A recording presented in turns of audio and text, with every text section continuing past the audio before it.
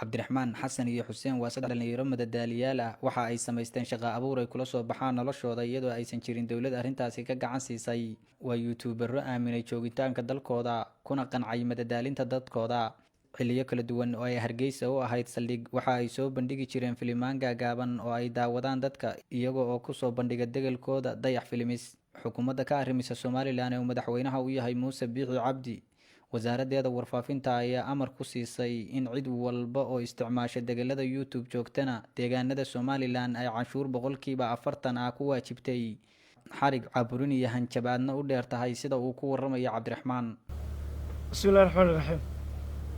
tan iyo markii aan warbaahinta gaar ahaan BBC-da ka sheegay aragtideeda shakhsi ahaaneed ee ku aadan go'aan maraysan oo xukuumadda Muuse Biixi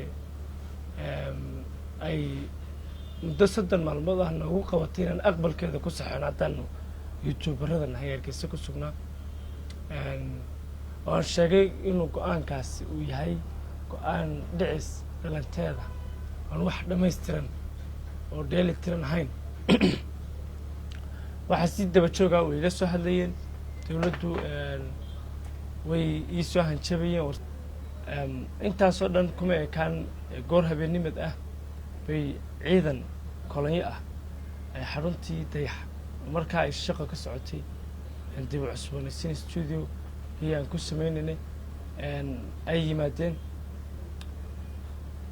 meeshii bay markii ka soo duldegeen way fatasheen way baadheen alaabtii kala daadiyeen qalabkii qaar bay jabiyeen anaysay raadinayeen nasiib wanaagsan habeenka goobta ma joogin oo waan ka maqnaa markaa way ka tageen meesha waxa dhacday inamadii kale ee joogay keebka qoriga loogu goolaftamay ee shoogsanaa ayaa ila soo hadlay oo labadan inan ee iminka la socda ay ka mid yihiin way ii sheegeen xaaladda maanta halka marayso. markaa anigu waxaan garowsaday in sharcigii muwaadin iyo madaxweyne lagu kala ahaa sharcigii shacab iyo dawlad lagu kala ahaa in ay xukuumaddu jeebka ku qaadatay kuma laaban habeenka markaa xarunteedii iyo gurigeygii midna waan isaga soo baxay Hargeysa waxaan ka soo baxay iyadoo baadil lagaga haysto qalabkaygii hantideydii iyo xarunteydii iyo waxaan intaa ku soo tabcay aniga muwaadin. Hargeysa waxaan ka yimid iyadoo dhulka lagu dhuftay oo la jabiyey rajadii aan intaasoo sanadooda soo dhisanay oo aan kaga baaqsanay tahriibtii iyo magafihii ay martida u noqdeen khayrkay iyo inta ila daada ah ee rajo la'aanta iyo quusta ay dhigeen kuwa maanta anuguna aan uga imi magaalada aan uga soo baxay.